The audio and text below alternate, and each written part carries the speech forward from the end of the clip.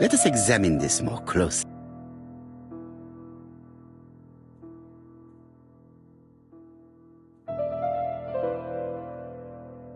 Certain characters in the two letters. Yes, this I.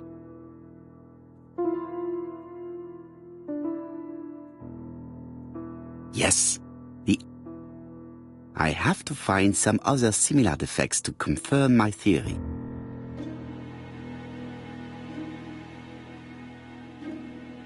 Yes, the A.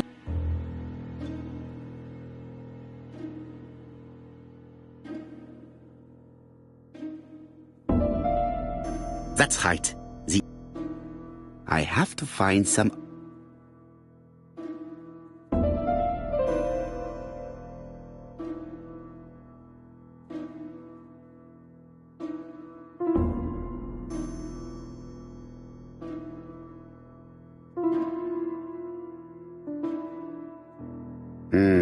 The double. Of course.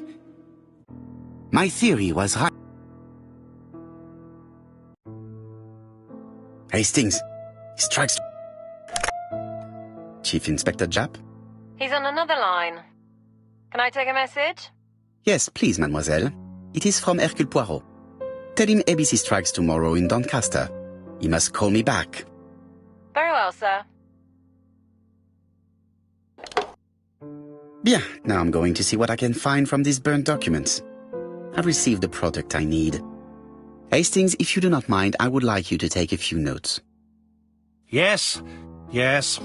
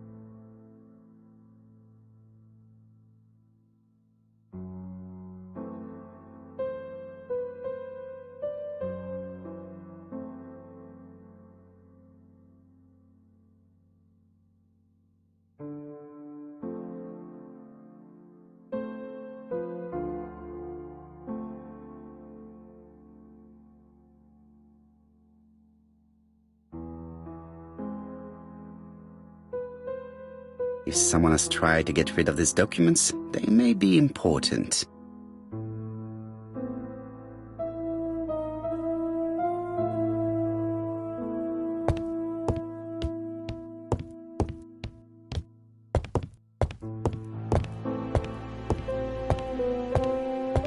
So, how are you getting on?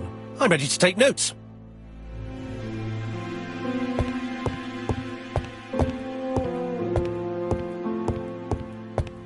So, how are you...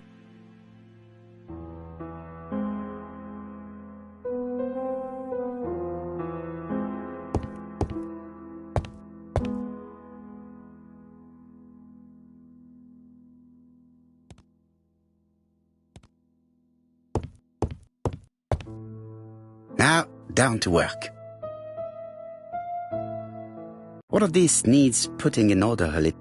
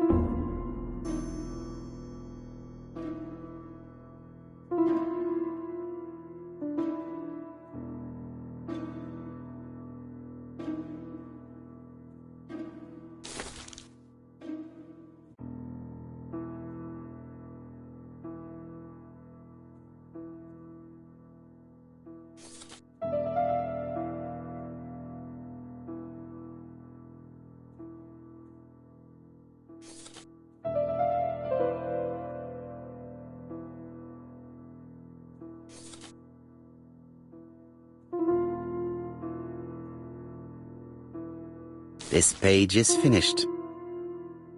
That's done. 3 more to go.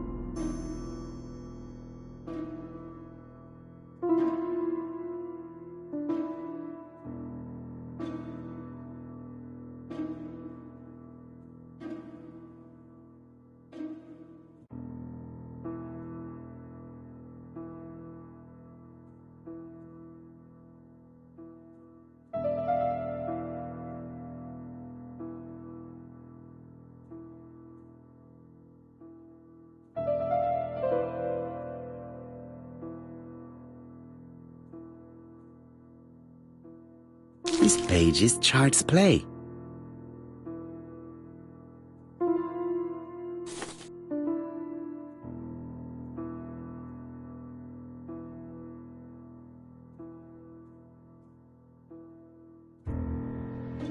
This page is finished. And that's 2 done. It's easier.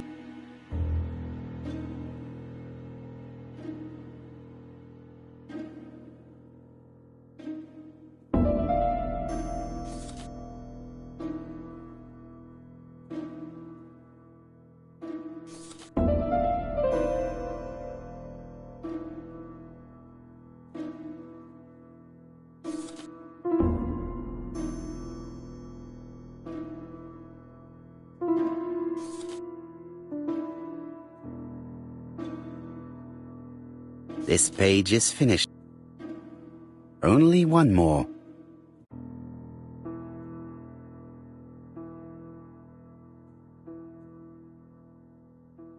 This does not look too difficult.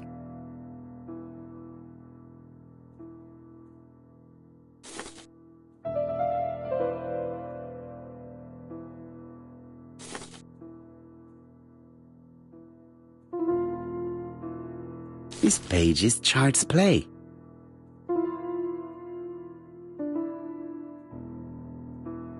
This page is finished. All the pages are reconstructed.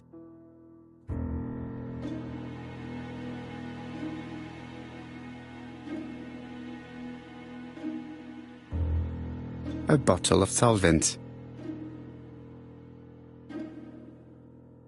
A dry cloth.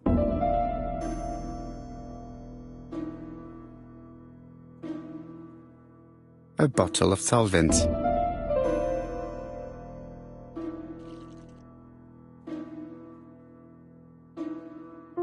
The cloth is now soaked with solvent.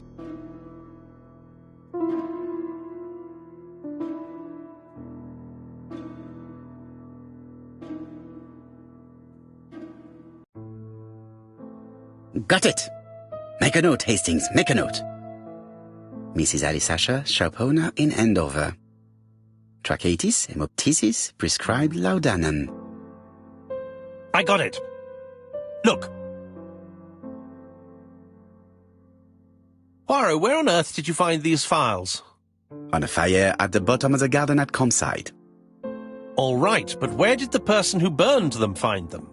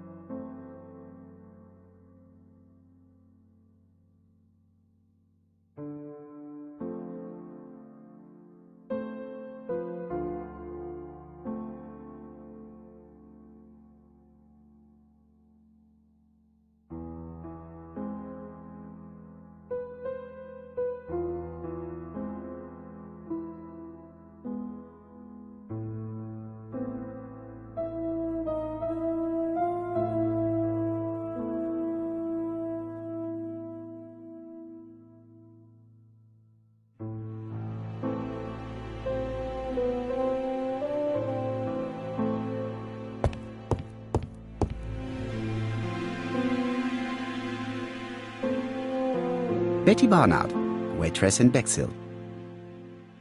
Chronic bronchitis. Alexander Bonaparte Cust. War wounded, mustard gas and head trauma. Pulmonary emphysema. Hemoptysis. Coughing fits with blood. Suffers from absences and amnesia. Dick Dudley Dunbar, owner of the Black Swan Hotel in Doncaster. Asthmatic. Alice Asher, shopkeeper in Andover. Let us now try and get our brain cell.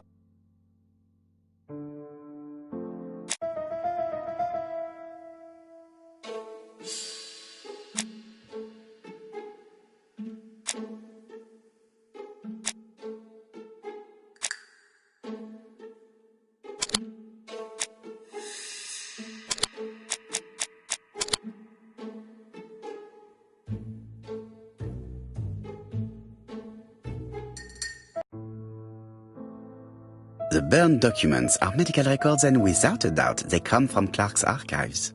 First of all, because all the patients have throat conditions. And secondly, their name starts with either A, B, C, or D, and it is precisely the files that match these letters that have been tampered with. But why burn these files? How come the names of the two victims appear on them? And who are the two other patients? These are very good questions.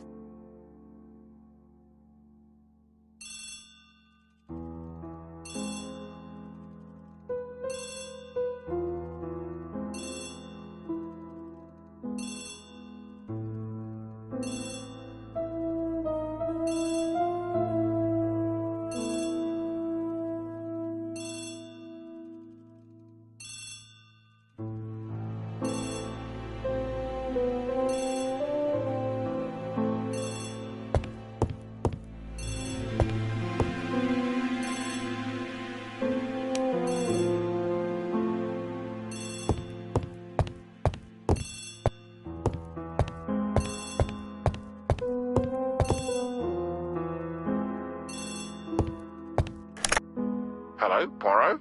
Any news, Chief Inspector? You wanted a stocking seller? We have one. Reported by his landlady, who thought he was behaving suspiciously. He has the most unbelievable name.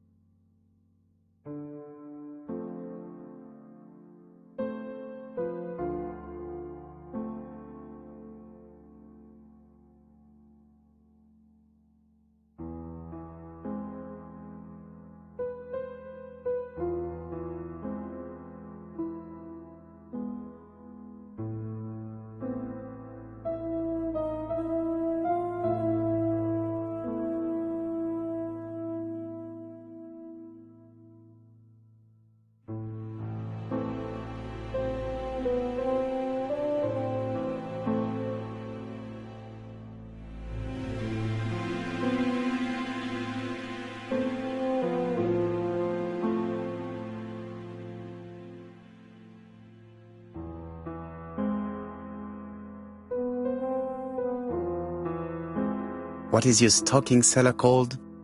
Alexander Bonaparte Cust. ABC. It's a serious lead. I called Doncaster. A person matching Cust's description has been seen at the station. He got off the train from London, but after that, nobody knows where he went. Look for him at the Black Swan Hotel. What? How do you know he's there? Trust me, Chief Inspector. You appear to be very sure of yourself. Very well. I'll call the Black Swan straight away. The owner is going to get a shock when he learns that there's a murderer on... Chief Inspector, I would rather call myself. As you wish. Please go ahead. Hello, the Black Swan. Speaking. Dick Dudley Dunbar. How can I help you? Is there Mr. Cust among your guests? He arrived today. Shall I call him for you? No, it is you I wish to speak with. But who is this Cust? Have you heard about the ABC case? Oh, yes.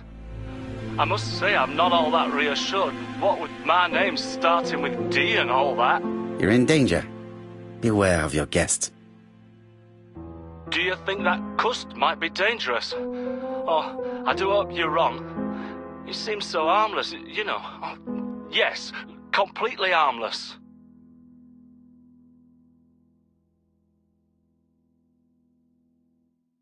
Do not be fooled. He has already killed 3 people and you are... A murderer? Dunbar, can you hear me? Dunbar has had malaise. That's all we needed. Hello, Poirot. We have some good news. The police in Doncaster... How is the hotel owner? He had a heart attack. He was taken... Oh no. It is my fault. Come on, Poirot. You weren't to know he had a weak heart.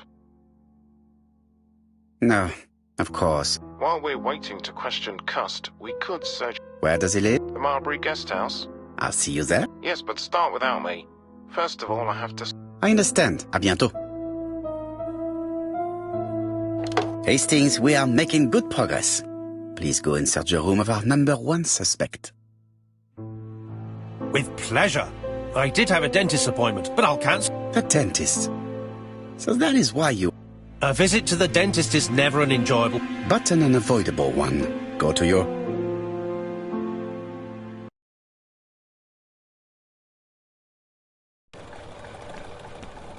To Marbury Guest House, please.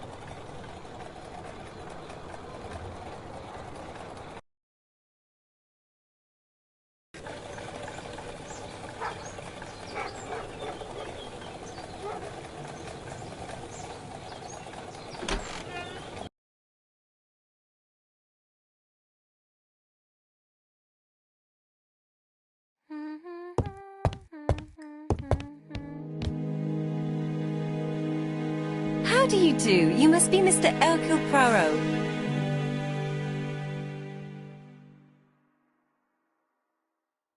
Madame, you may be of valuable help to me. It would be my pleasure to help you.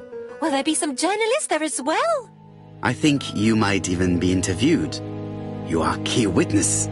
I've suspected him for some time, but he appeared so harmless. Oh yes, sometimes he got angry and waved his arms about. But even then, he wasn't frightening. And he was as gentle as a lamb again immediately afterwards. It was only this morning that I understood. He told me he was going to Cheltenham, but my daughter saw him at Euston Station. It's not the right station. To get to Cheltenham, you have to take the train from Paddington. And what's more, Mr. Cust left behind an ABC with Doncaster underlined. As you can imagine, when I saw that, I called Scotland Yard. One moment, please. How did you know that Cust had underlined Doncaster in his railway guide? I went and had a look in his room. I see. Do you make a habit of searching through your lodger's belongings? Well, what are you going to do later? I bet you're going to poke around his room too. Tell me, did you have any other reason to suspect Mr. Cust? He's rather queer. He talks to himself. He has a bad cough. Because of the war, he says. And then he was in Churston when that millionaire got murdered. I found his train ticket when I washed his coat. He didn't want me to wash his shirt. He washed it himself. But I did see big brown stains on it. Where were the stains on the shirt? Can't recall. Cust used to travel for his work. Is that correct? Yes, although he was unwell on trains. Do you know where Cust was at the time of the murder in Andover and Bexhill? On June the 21st and July the 25th? No idea. But surely you keep a register. It won't do you much good. Mr. Cust rents his room for the year. If he goes away for a few days, I have no reason to make a note of it. Ah! I remember one thing. Bexhill's by the sea, right? Indeed, it is a large seaside resort. Well, as it happens, at the start of July, Mr. Cust asked me to repair his bathing dress. Suspicious, huh?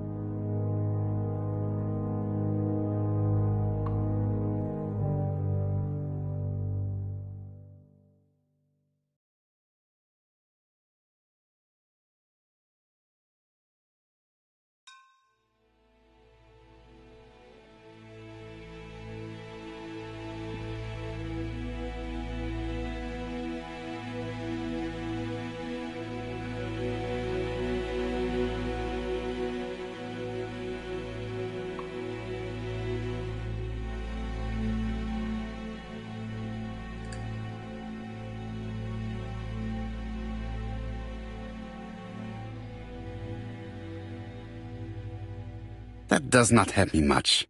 There are hundreds of English towns by the sea. Anything else? Well, I was only saying. I also forgot to say that he started buying newspapers that talked about the case.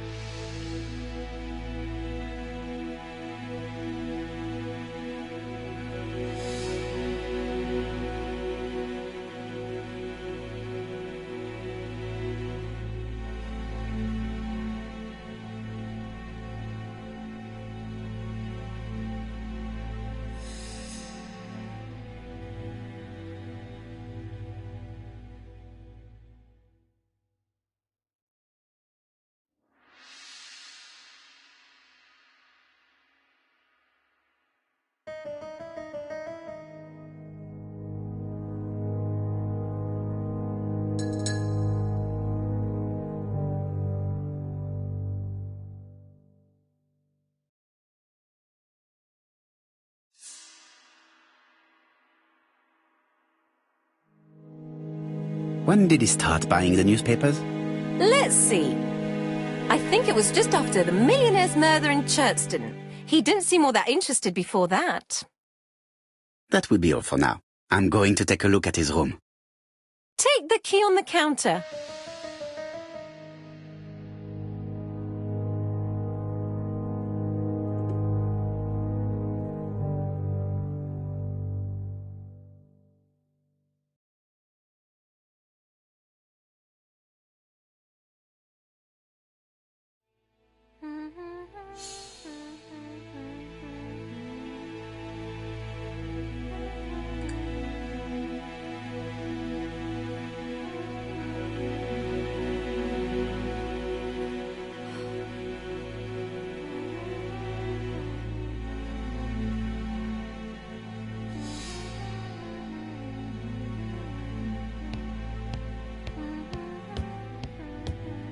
I need the key to Cust's room.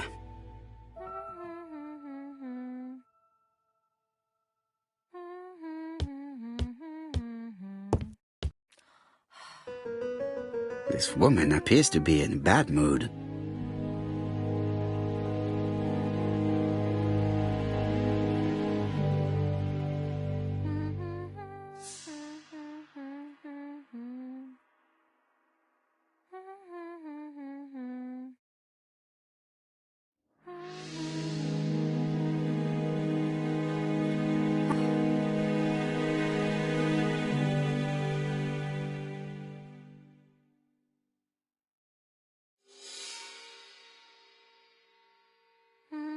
Mrs. Marbury is taking out her bad mood on the evening meal's potato.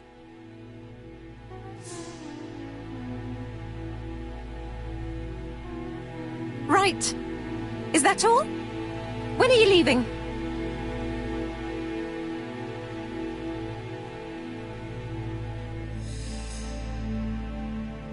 It looks like I've found the real master of this house.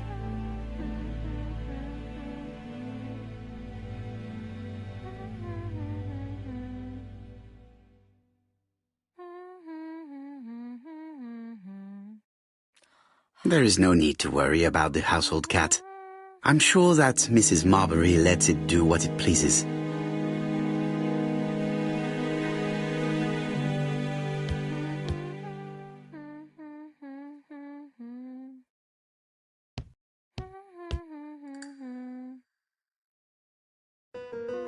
Right. Is that all? When are you leaving? It is a very beautiful piano.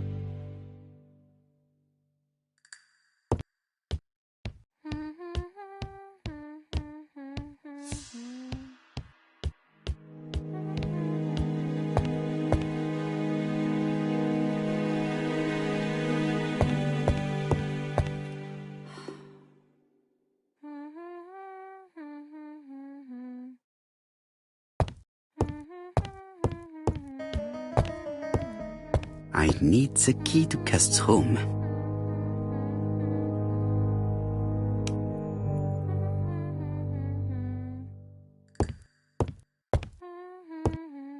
Right. Is that all? When are you leaving?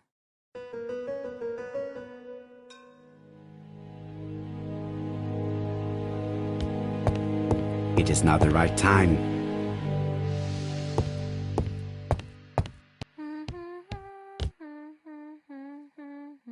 I should check the register. Mrs. Marbury may have been hiding something from me.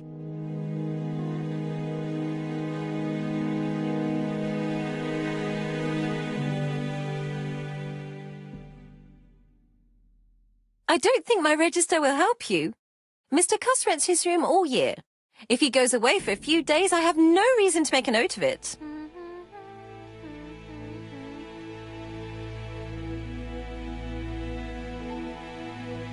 The truth is becoming apparent, and I have something to say to Mrs. Marbury.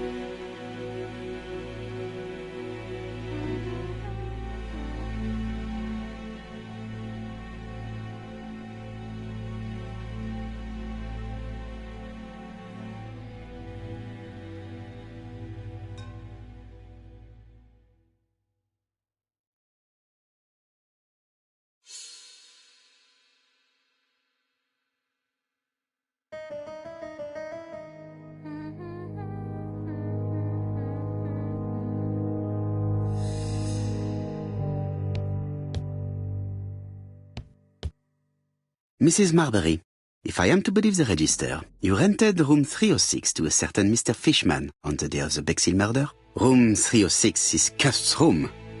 Can you explain yourself? If I did, it was because Mr. Cust wasn't here. What about it? You rented the same room to two people. That's fraud. Calm down, Mr. Poirot. My lodgings were full and I couldn't let poor Mr. Fishman sleep outside.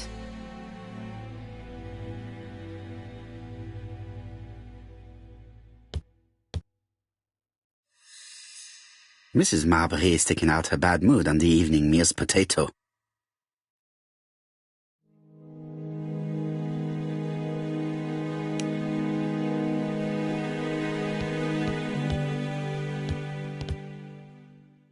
Don't forget to return the...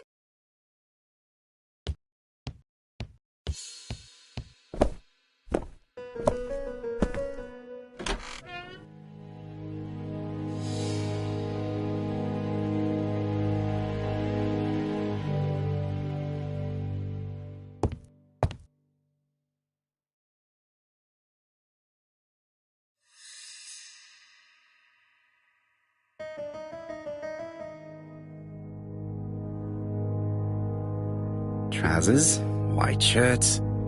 Everything has been washed very well.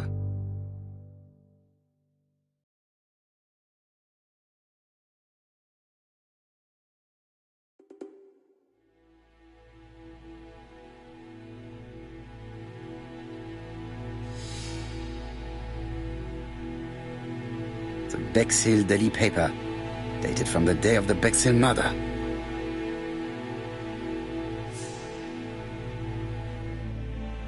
Most probably the basting dress repaired by Mrs. Marbury's expert hands.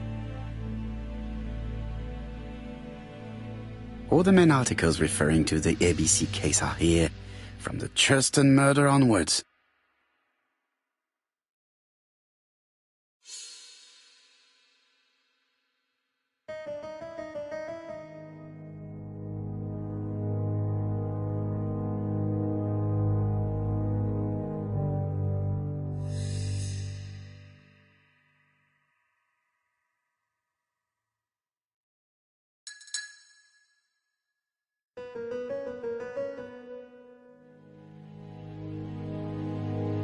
Laudanum Cameron's Chemists.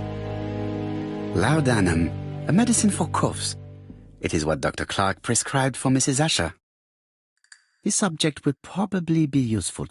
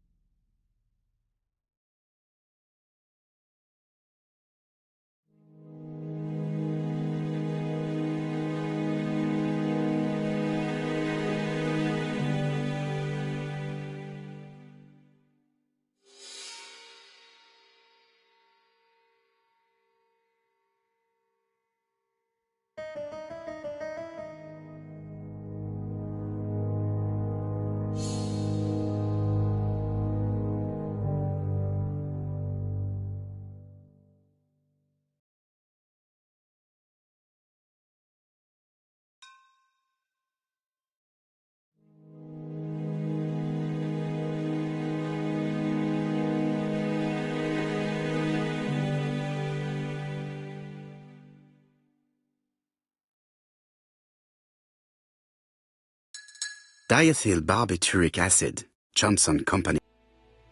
I know this medicine. It is a powerful sedative. This subject would probably...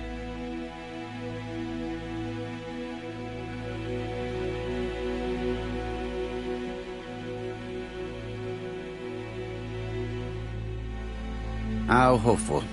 This place is a real mess.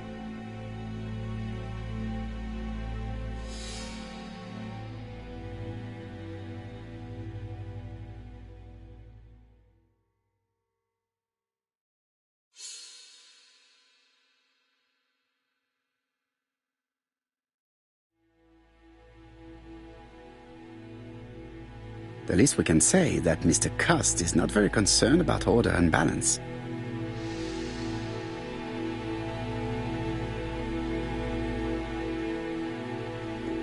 The least we can say that Mr. Cust is not very concerned about order and balance.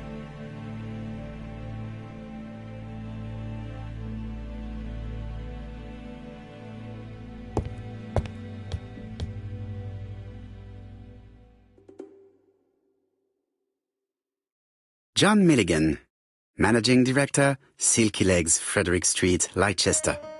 To A.B. Cust, Marbury's Guest House, 1935, May the 21st. Dear Sir, further to our letters dated 5th and 10th of the month, we confirm we are you as door-to-door salesman, according to the conditions stated in our previous letters. We will send you the articles by mail and also a Redfield typewriter you will be using for every business letter. Regarding the schedule of your rounds, please do as following. June 21, Andover. Arrive by train the 20th in the evening and get a room at Station Hotel. Start your turn in the north part of the town. This letter establishes that Cust went to Andover, but the ink has hidden the destinations of his other trips. I know from Mrs. Marbury.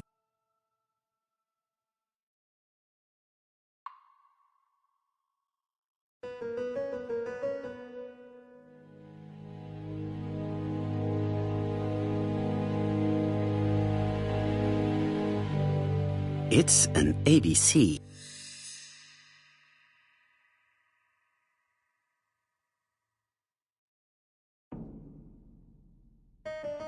A long-bladed knife. This object would probably be...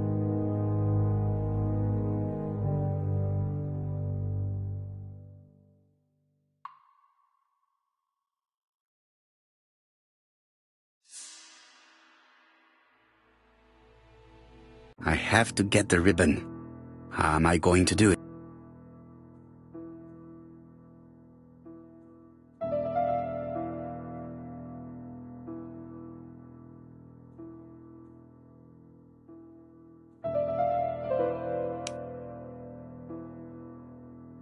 A long-bladed knife.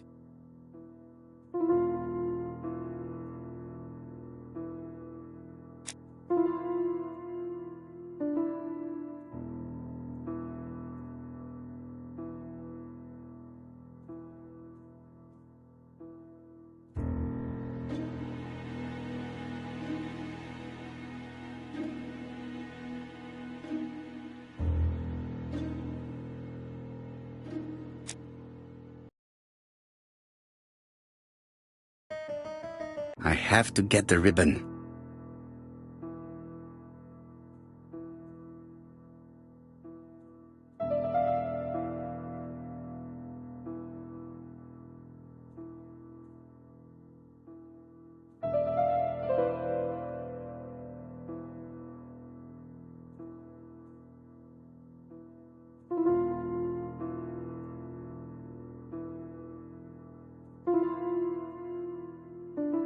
Something is blocking the ribbon.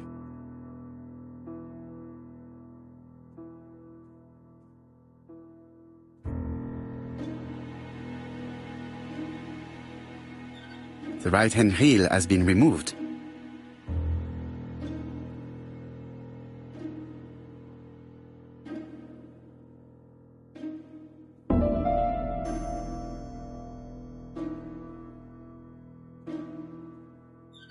The left-hand heel has been removed.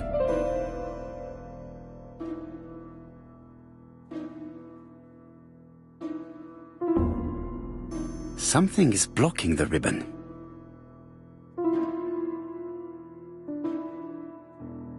Something is blocking the ribbon.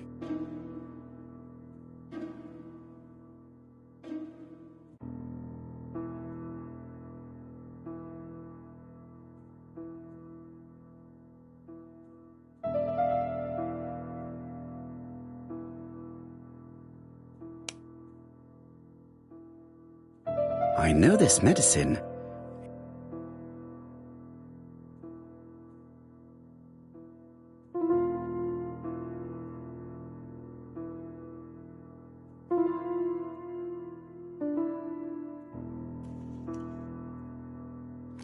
And here is the ribbon.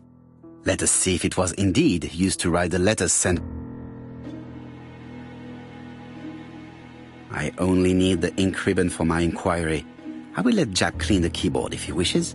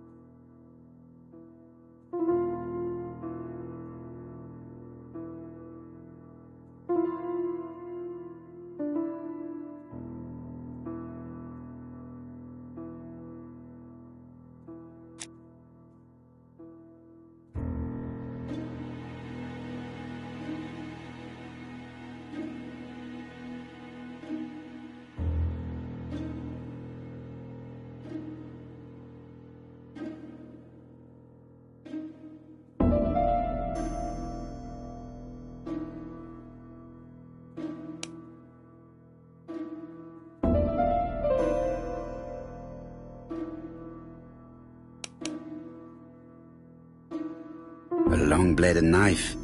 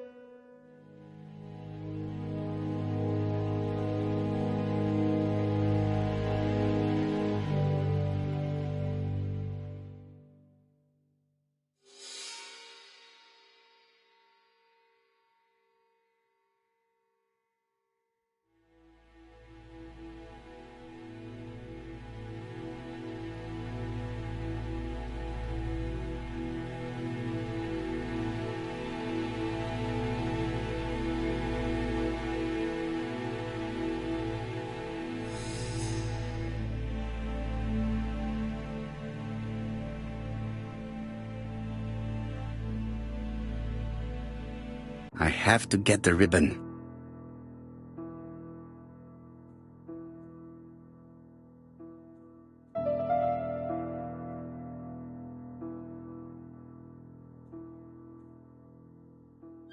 The right-hand heel has been removed.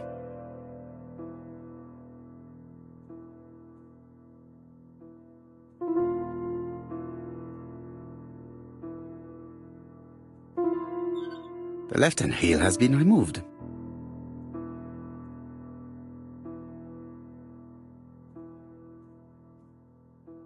Something is blocking.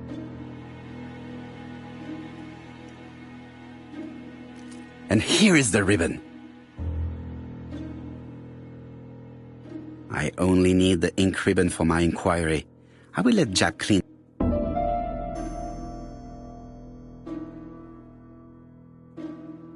All the letters announcing the murder.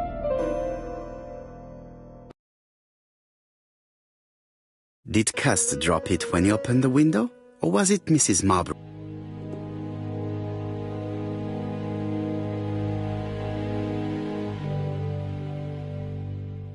Cust is parsimonious. He keeps his pencils and sharpens them until there is nothing left.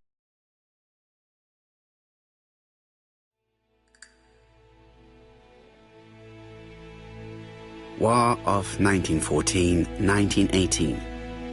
By the King's order, the name of Corporal A.B. Cust, Devonshire Regiment.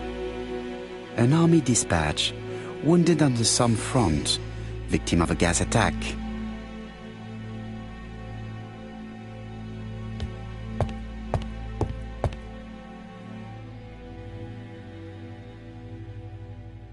ABC guys, enough to sign about a dozen murders.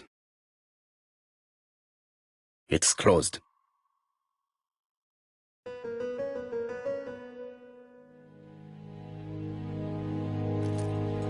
This knife is very useful.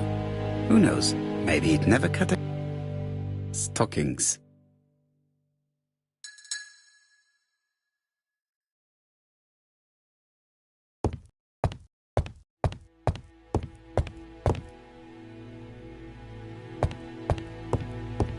ABC guys.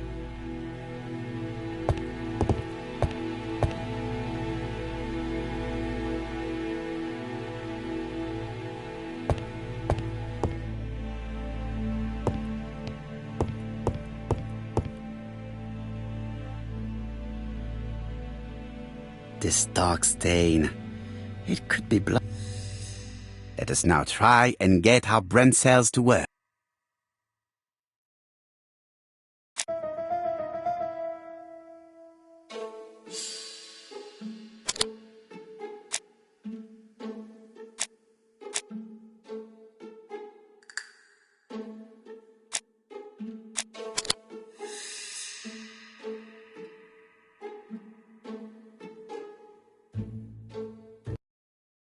The register shows that Cust did not sleep at the guest house on the day of the murder.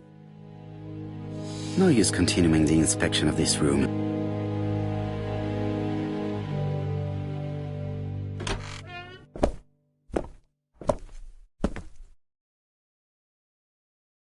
Goodbye, Mrs. Marbury. Thank you for your help. I look forward to seeing you again, Mr. Poirot. Ah, Chief Inspector. I was about to leave. Good evening, Chief Inspector. Welcome. Please excuse me, I must go to the kitchen. I'll leave the key of Mr. Cust on the counter. I'm sorry I'm late. I've spent I have established one fact.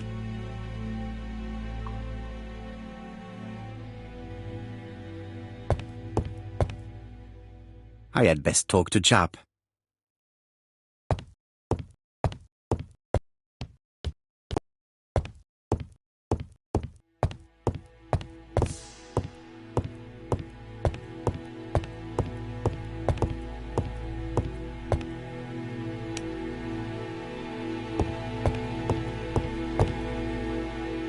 I've listened closely to what you have to say, Poirot.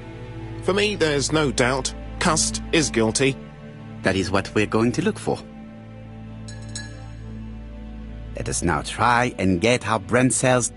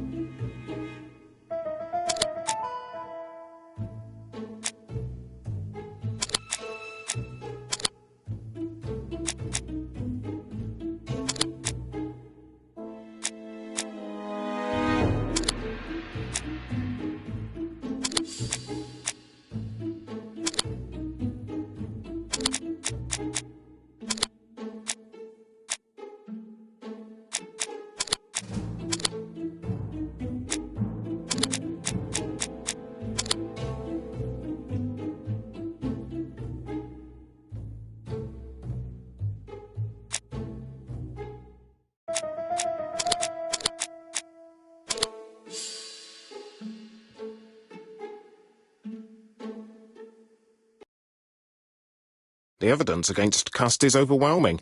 C'est vrai. However, the blood Mrs. Marbury saw on Cust's shirt may have been his own. According, the murderer cut Sir Carmichael's throat from behind, and the blood spurted outwards.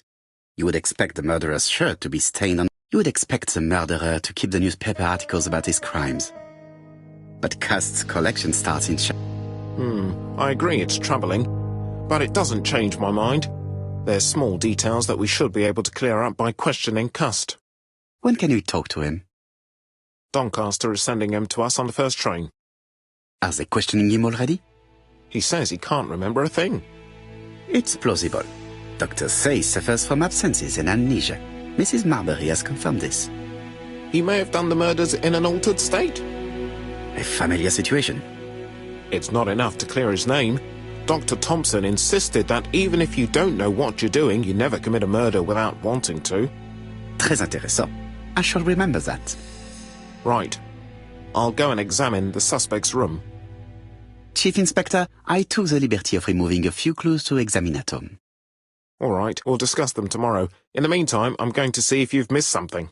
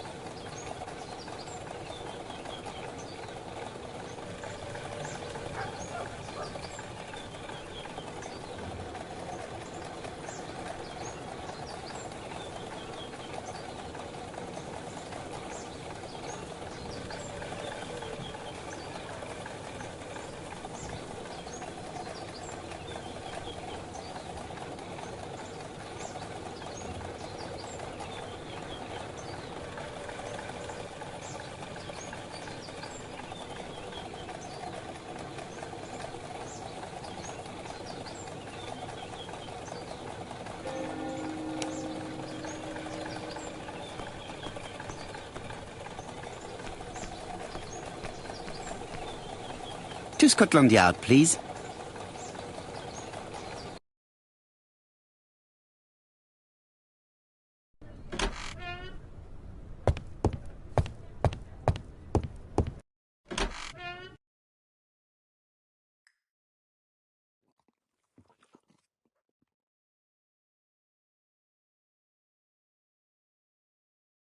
This man is not in good shape.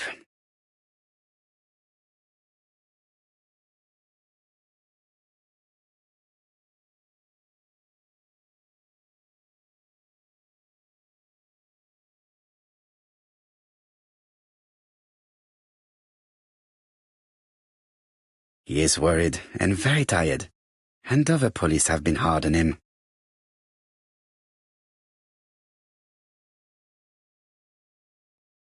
What do you want from...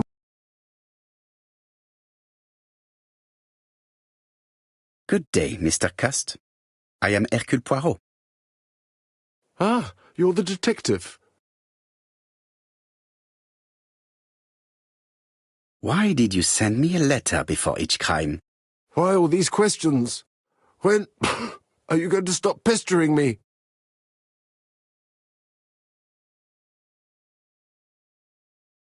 Maybe you forgot that you wrote these letters.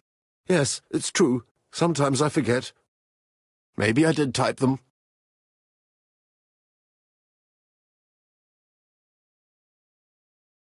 Are you capable of murder, Mr. Cust? All these questions are giving me a headache.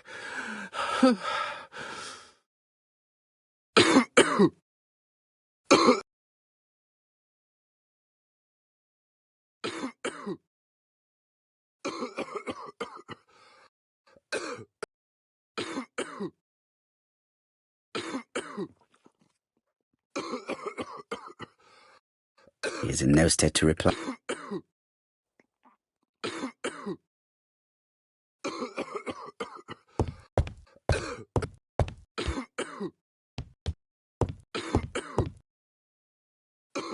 I am not going to leave before having finished.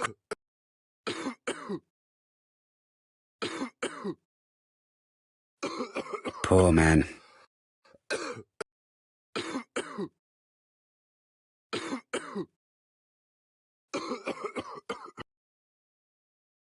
Laudanum, a medicine for...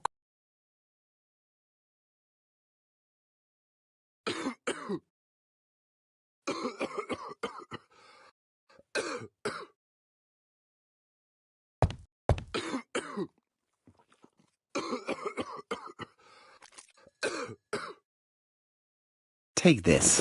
It will help you. Thank you.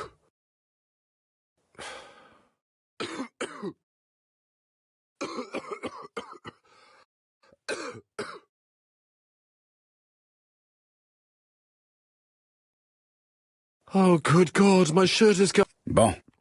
I now know where the bloodstains... Are you well enough to speak? Yes, I feel...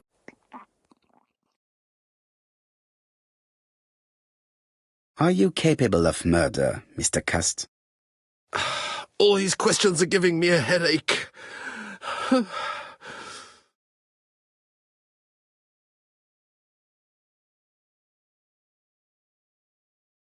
You suffered during the war. It's true. I was wounded. I suffered. But... the army was the only place I didn't feel inferior. No questions. Just orders to follow. But ever since you were wounded, you have absences, bouts of amnesia. And headaches.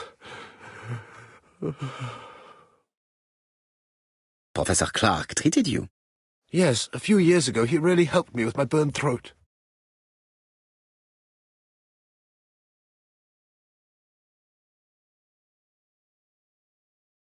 But you killed him, as well as 2 other people. That's what they all say.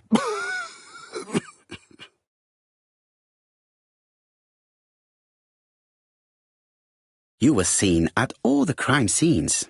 Yes, I was. I travel a lot, but not for pleasure. I am terribly unwell in trains. But I had to respect my engagements. My employer gave me very precise written instructions about the towns I had to visit. Let's see. The company you claim to work for, Silky Legs, has never heard of you. And as for these letters they sent you, they were written on your own typewriter. The company sent me the typewriter when I started working for them. Yes, but the letters were received afterwards.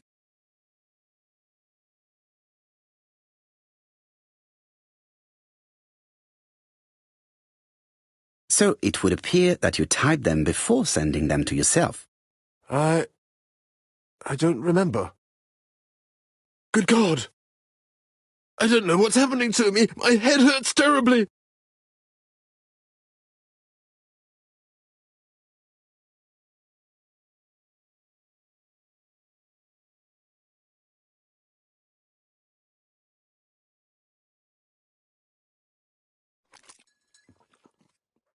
Take this. It will help you.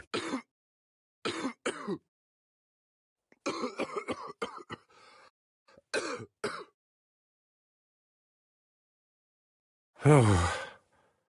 Let us see, Cust. Look at me. But I'm not wrong in saying that you do not.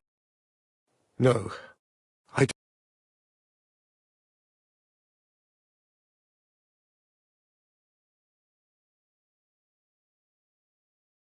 Let us leave Cust alone.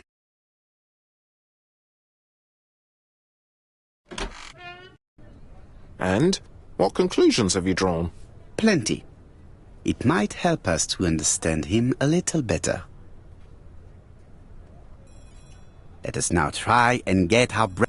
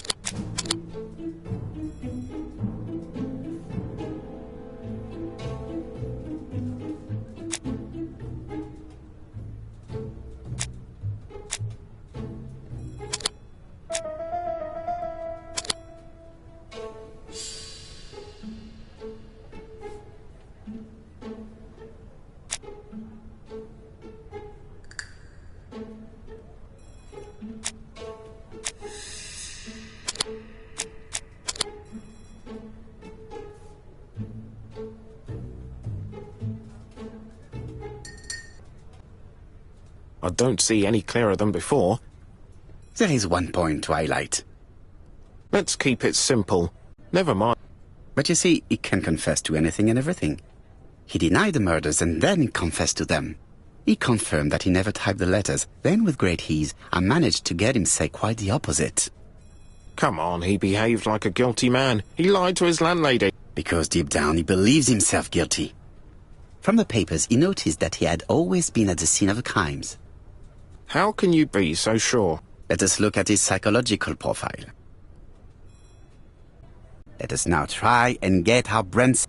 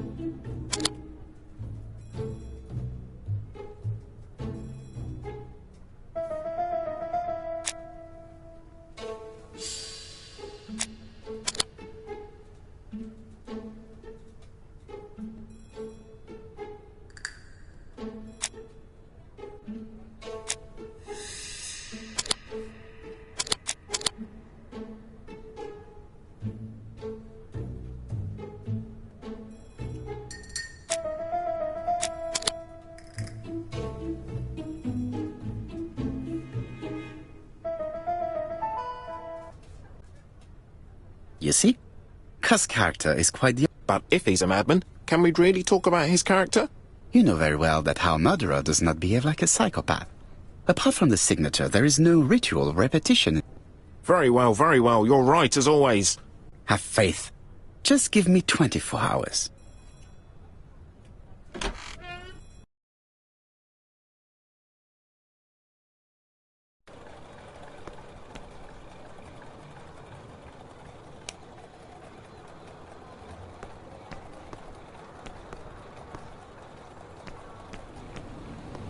To White Haven, please.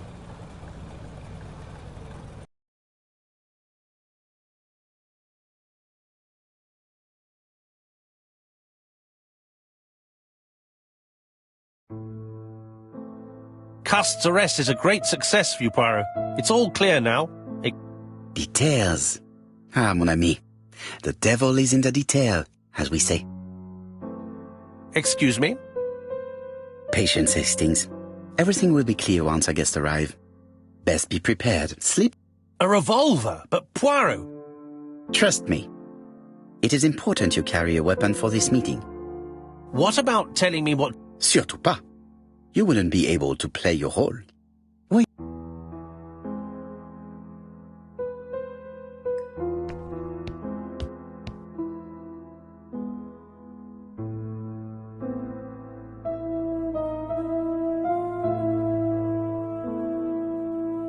Hastings' photo album. He is very proud of his bag.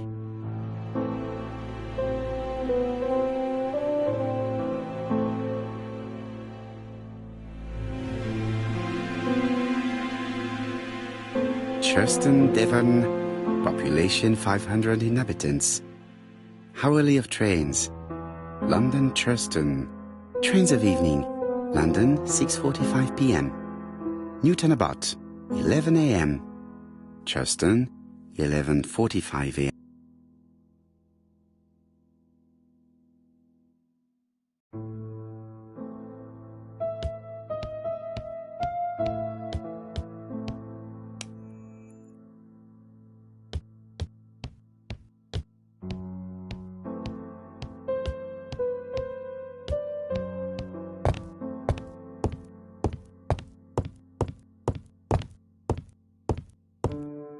The white ammunition are blank cartridges.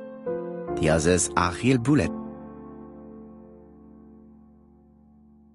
I have to choose the type of bullet. The revolver is loaded with blancs. I still have time to choose real bullets. The revolver is loaded with...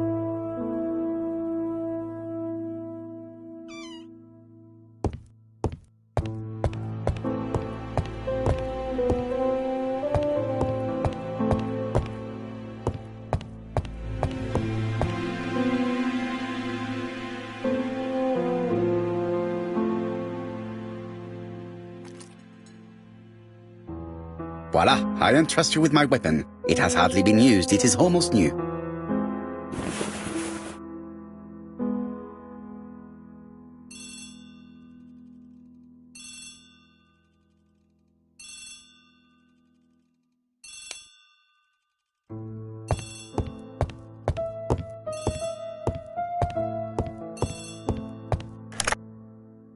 Chief Inspector, is that you? Yeah. Have you checked the typewriter? And the packaging, the letter, and the ribbon reel. We've only... Well, never mind, I shall make do. So, are you still going to hold your meeting? Of course, Chief Inspector. I can hear my guest coming up the stairs. Why have you brought us here, Mr. Poirot? Since Cust's arrest, I thought it was all done and dusted. Miss Gray formally identified him, as well as Miss Barnard. Yes, and the stockings he saw drove the same brand as the ones found at my aunt's. This is all true. However, a case is not closed if some questions remain open. And one question is, why did the murderer send me his letters? Why did he Perhaps he wanted to play with you, to taunt you. Xenophobia? Maybe he didn't like you because you're foreign. I may be wrong, but maybe by provoking you, he was looking for glory? All these theories should be studied. Let us now try and get our brain cells to work.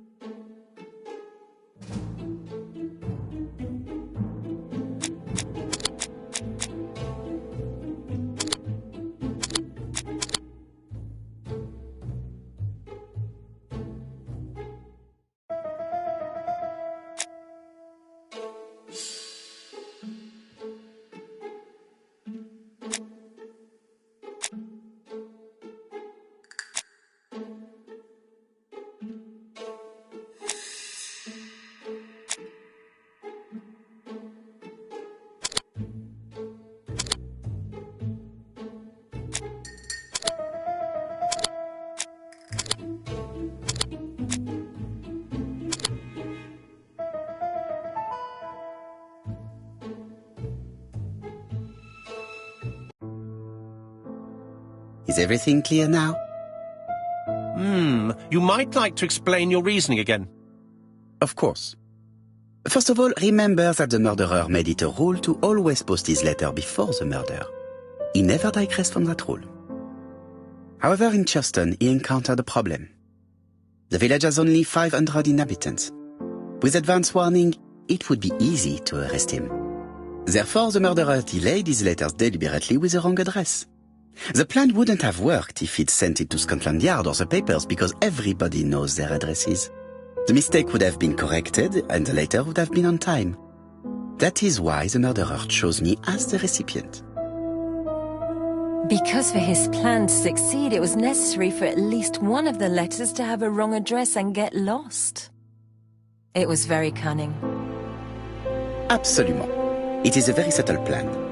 It matches the profile we have drawn up of him perfectly.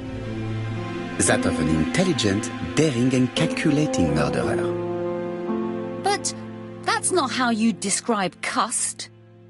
You are quite right, mademoiselle. Like you, I find it hard to believe that this dull character is the clever murderer we are looking for. Do madmen... I mean, if he's mad, he might have two very different sides. No doubt. But the murderer is not mad. All the specialists agree that he does not have the profile of the psychopath. But if Cust is not guilty, how do you explain his presence at the scene of the crimes? Mr. Clark, the answer to your question is in the medical records of your brother's patients. Documents which Cust most certainly did not have access to. Let us now try and get our brain cells to work.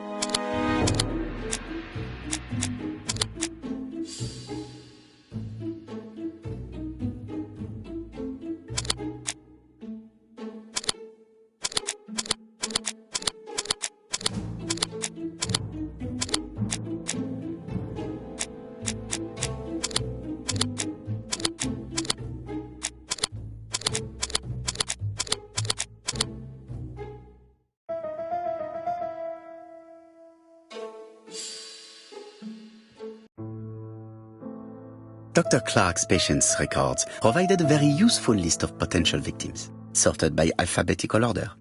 The killer definitely used it, explaining the fact that all the victims were former patients of the doctor.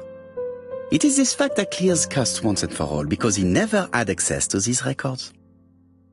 So how did he happen to be at the scene of the crimes? Either the murderer sent him there, or Cust was following him closely. Cust's highly suggestible nature leads us to the second hypothesis. The murderer was manipulating him. He systematically sent Cust to the towns where he was going to strike, so that the suspicion would land on the poor man's shoulder. That's evil. What sort of killer could have such a plan? And what would he... Indeed, it seems unlikely that the same murderer committed all the crimes.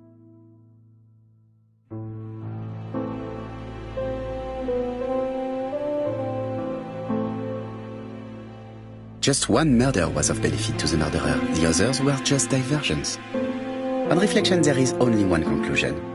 The murderer killed once out of interest and twice to divert our attention.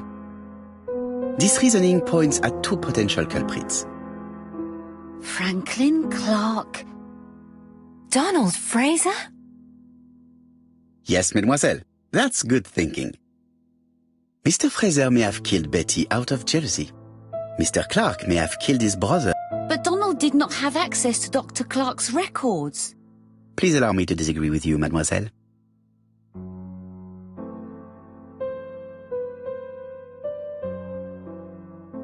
He works for Court and Brunskill, one of whose clients was Sir Carmichael. It doesn't prove that I went to Comeside. You could have done it, and you may have used the opportunity to take a look at Sir Carmichael's records. You think I'm guilty? You or Mr. Franklin Clark? That's ridiculous. Both of you have a motive.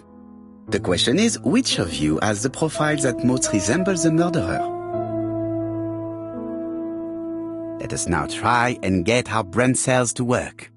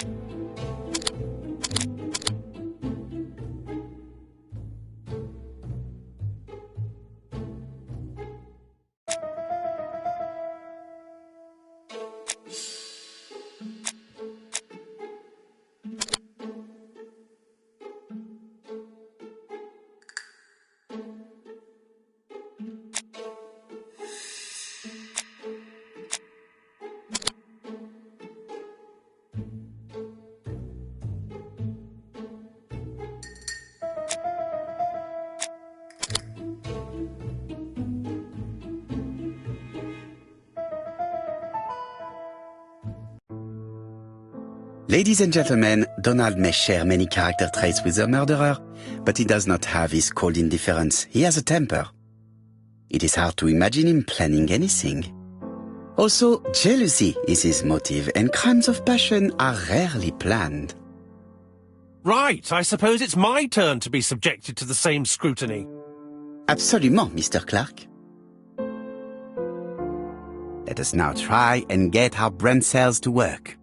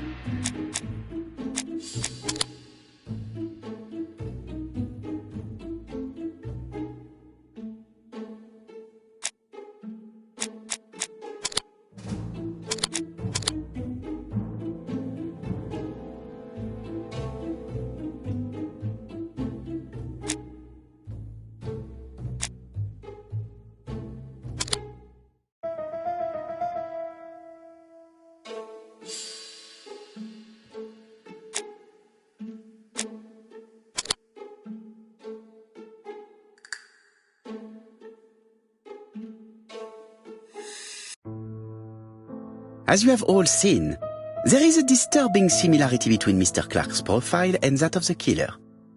In actual fact, it is exactly the same.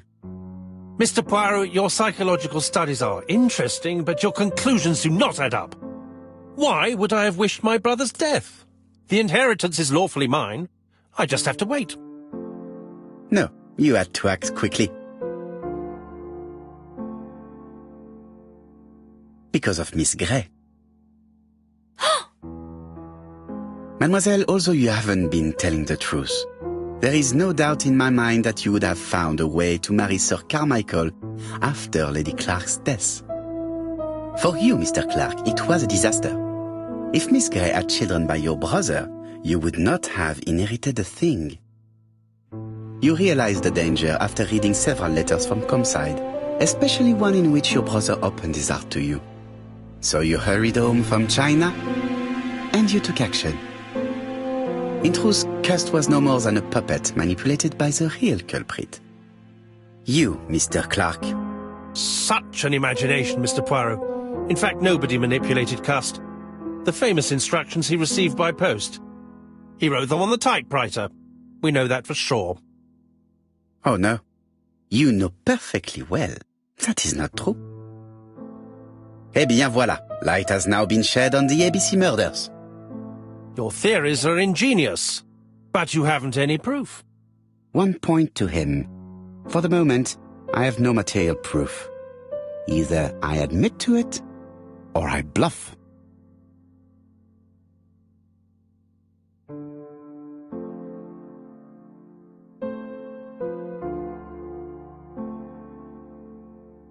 Proof is easy to find now that we know where to look. You have nothing on me. You're bluffing, Mr. Poirot. Come on, Thora, there's nothing for us to do here. Don't touch me. Thora!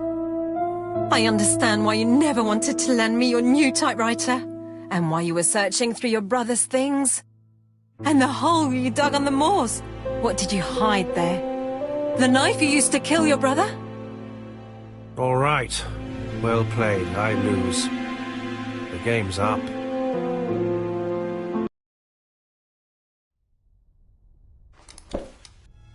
Don't come near me! I'll never let you take me, Mr. Poirot!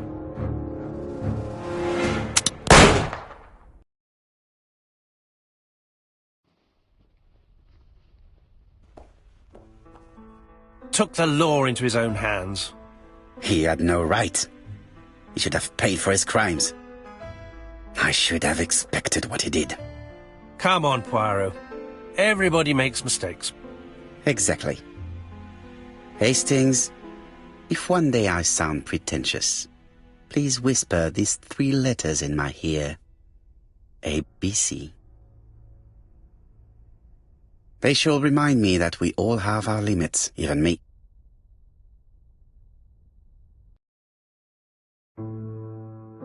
Disappointed at having missed the chance to become Lady Clark, Thora Grey left England. Donald Fraser and Megan Barnard married. On Poirot's recommendation, Mary Drower started to work for Lady Clark. The elderly lady's condition suddenly took a turn for the better. And a few months later, to Dr. Logan's great surprise, she was back on her feet again. According to this eminent physician, it appears to be an extremely rare case of spontaneous remission.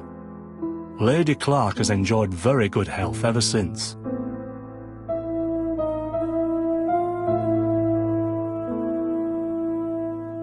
Journal of an Innocent. The incredible story of ABC. As for A.B. Cust, after being advised by Poirot, he made a great deal of money by selling his story to the press. And as for me, and with business booming, the Black Swan has become the #1 tourist attraction in the whole of Yorkshire, even more popular than York Minster.